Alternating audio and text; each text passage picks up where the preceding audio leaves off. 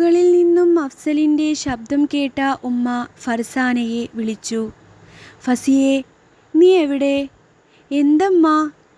ഉപ്പയുടെ കൂടെ നിന്നവൾ വിളി കേട്ടു. എന്നിട്ട് വേഗം ഉമ്മയുടെ അടുത്തേക്ക് പോയി.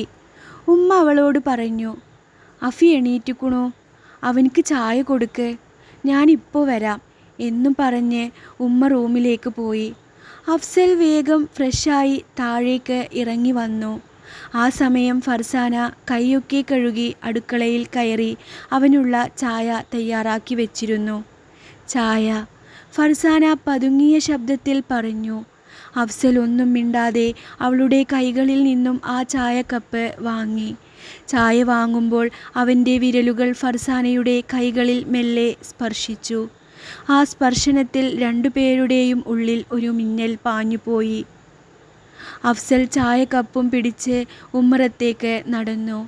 മുറ്റത്തെ ചെറിയ തോട്ടത്തിൽ ഉപ്പയും അർഷിയും ഫർസാനയും വീണ്ടും കൃഷിപ്പണിയിൽ മുഴുകിയിരിക്കുകയാണ്. ചായ കുടിക്കുന്നതിനിടയിൽ അഫ്സൽ അവരെ തന്നെ നോക്കി നിന്നു. അർഷി ഫസിയെ കളിയാക്കിക്കൊണ്ട് അഫ്സലിനോടായി കണ്ണ് ചിമ്മി കാണിച്ചുകൊണ്ട് ഉറക്കെ പറഞ്ഞു, അതേ അഫിക്ക, ഇവളുടെ പണി കണ്ടാൽ തോന്നും നാളെ പച്ചക്കറികളൊക്കെ വിൽക്കാൻ പോവുകയാണോ എന്ന്. ഒരു കുന്തവും അറിയില്ല. ഇതിപ്പോൾ കർഷകർക്കുള്ള ഏത് അവാർഡാണ് എൻ്റെ ഫസിക്ക് കിട്ടാൻ പോകുന്നത് എന്നാവോ? അവൾ ഫർസാനയെ നോക്കി കൈമലർത്തി ചിരിച്ചുകൊണ്ട് പറഞ്ഞു. അഫ്സൽ അത് കേട്ട് ഒന്നും മിണ്ടാതെ ചുണ്ടിലൊരു കള്ളച്ചിരിയോടെ ചായ മെല്ലെ ഊതിക്കുടിച്ചു.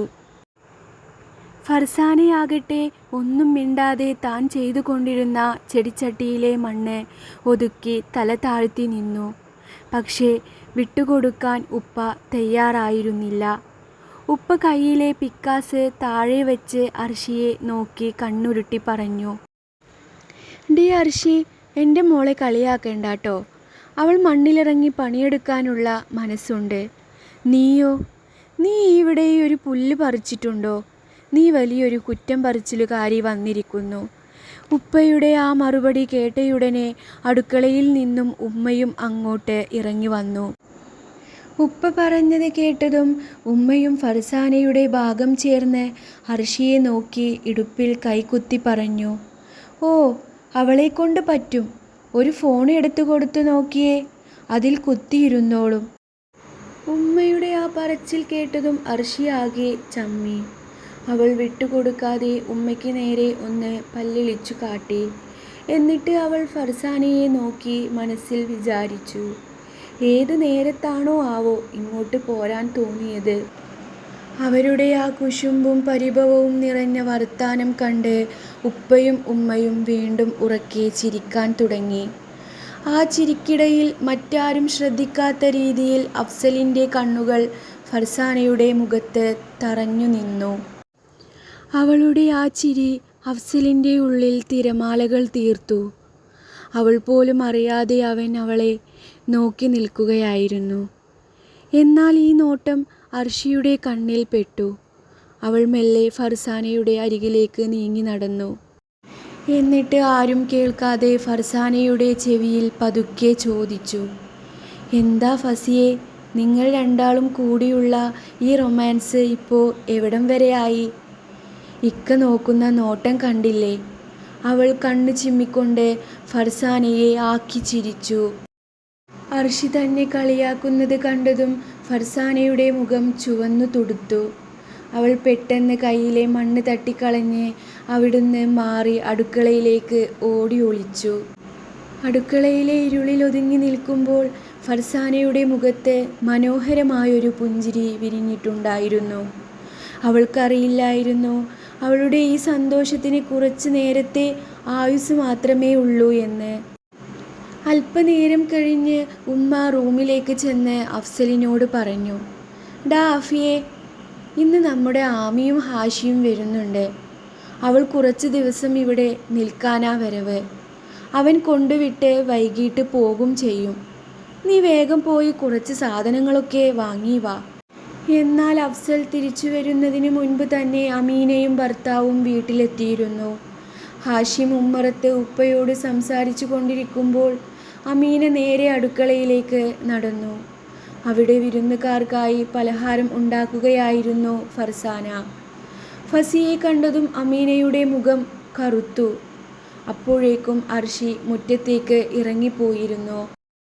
ആരും കാണുന്നില്ലെന്ന് ഉറപ്പുവരുത്തി അമീന ഫർസാനയുടെ അരികിലേക്ക് ചെന്നു. കടുത്ത ശബ്ദത്തിൽ വിഷം നിറഞ്ഞ വാക്കുകളോടെ അവൾ ഫർസാനയെ ആക്ഷേപിക്കാൻ തുടങ്ങി. നീ വിചാരിച്ചോ ഫസീലയെ ഒഴിവാക്കി ഈ വീട്ടിൽ രാജ്ഞിയായി വാഴാമെന്ന്? എൻ്റെ ഫസിക്കായെ നീ വശീകരിച്ചതായിരിക്കും. നീ ഒരു ശാപമാ. നിന്റെ ഉമ്മ ചെയ്ത പാപത്തിൻ്റെ ശിക്ഷയാ നീ അനുഭവിക്കുന്നത്. പക്ഷേ ഒരു കാര്യം നീ മനസ്സിലാക്കിക്കോ, അഫിക്കാൻ്റെ മനസ്സിൽ ഇപ്പോഴും ഫസീലയാ ഉള്ളത്. നീ വെറും ഒരു പകരക്കാരി മാത്രമാ. ആ കട്ടിലിൽ നിനക്ക് സ്ഥാനം തരാത്തതും അതുകൊണ്ടാ. അമീനയുടെ ആ അവസാനത്തെ വാക്കുകൾ ഫർസാനയുടെ നെഞ്ചിലേക്ക് ചുട്ടുപഴുത്ത കനലായി വന്നു വീണു. അത്രയും കേട്ടപ്പോഴേക്കും അവളുടെ ശ്വാസം മുട്ടുന്നത് പോലെ തോന്നി. കണ്ണീർ ഒഴുകിക്കൊണ്ട് അവൾ വിങ്ങിപ്പൊട്ടി. ഈ സങ്കടം ഉമ്മയോ ഉപ്പയോ കണ്ടാൽ പ്രശ്നമാകുമെന്ന് കരുതി അവൾ ആരും കാണാതെ അടുക്കളയുടെ പിൻവാതിലിലൂടെ പുറത്തേക്കിറങ്ങി. നേരെ ഉപ്പയുടെ കൃഷിയിടത്തിലേക്ക് ഓടിപ്പോയി. ആ വലിയ മാവിൻ ചുവട്ടിൽ ചെന്നിരുന്ന് അവൾ വായ് പൊത്തിപ്പിടിച്ച് കരഞ്ഞു. അവളുടെ ജീവിതത്തിൽ വന്നുപോയ കറുത്ത നാളുകളും അമീന പറഞ്ഞ ആ ക്രൂരമായ സത്യവും അവളുടെ കണ്ണീരിലൂടെ ഒലിച്ചിറങ്ങി. ആ സമയത്താണ് പറമ്പിലൂടെ നടന്നു വരികയായിരുന്ന അർഷി മാവിൻ ചുവട്ടിലിരിക്കുന്ന ഫർസാനയെ കാണുന്നത്. വിങ്ങിപ്പൊട്ടിക്കരയുന്ന തൻ്റെ ഫസിയെ കണ്ടതും അർഷിയുടെ നെഞ്ചൊന്ന് പിടഞ്ഞു. ഫസിയെ, എന്താടി, എന്തു പറ്റി? അർഷി ഓടിച്ചെന്ന് ചോദിച്ചു. അർഷിയെ കണ്ടതും ഫർസാനയ്ക്ക് തൻ്റെ സങ്കടം അടക്കിപ്പിടിക്കാൻ കഴിഞ്ഞില്ല. അവൾ അർഷിയെ കെട്ടിപ്പിടിച്ച് ഉച്ചത്തിൽ കരഞ്ഞുപോയി. അർഷി, ഞാൻ ഈ വീട്ടിൽ ആർക്കും വേണ്ടാത്തവളാ. ഇക്കാൻ്റെ മനസ്സിൽ ഇപ്പോഴും ഫസിത്തയാ. ഞാൻ വെറും ഒരു പകരക്കാരിയാ. എനിക്ക് ഈ ജീവിതം വേണ്ട. കരച്ചിലിനിടയിൽ ഫർസാനയുടെ വാക്കുകൾ മുറിഞ്ഞുപോയി. എന്താ നീ ഇങ്ങനെ പറയുന്നേ? ആരാ ഇപ്പതൊക്കെ നിന്നോട് പറഞ്ഞത്? പറ ഫസി, അർഷി അവളുടെ കണ്ണീർ തുടച്ചുകൊണ്ട് ചോദിച്ചു. പലവട്ടം നിർബന്ധിച്ചപ്പോഴാണ് അമീന അടുക്കളയിൽ വെച്ച് പറഞ്ഞ കാര്യങ്ങളെല്ലാം ഫർസാന വിതുമ്പലോടെ അർഷിയോട് പറഞ്ഞത്. അത് കേട്ടതും അർഷിയുടെ മുഖം ദേഷ്യം കൊണ്ട് ചുവന്നു തുടുത്തു. അവൾക്ക് ഇതിനുള്ള മറുപടി ഞാൻ കൊടുക്കുന്നുണ്ട്. നടക്ക് ഫസി. അർഷി ഫർസാനയുടെ കയ്യിൽ ബലമായി പിടിച്ചു.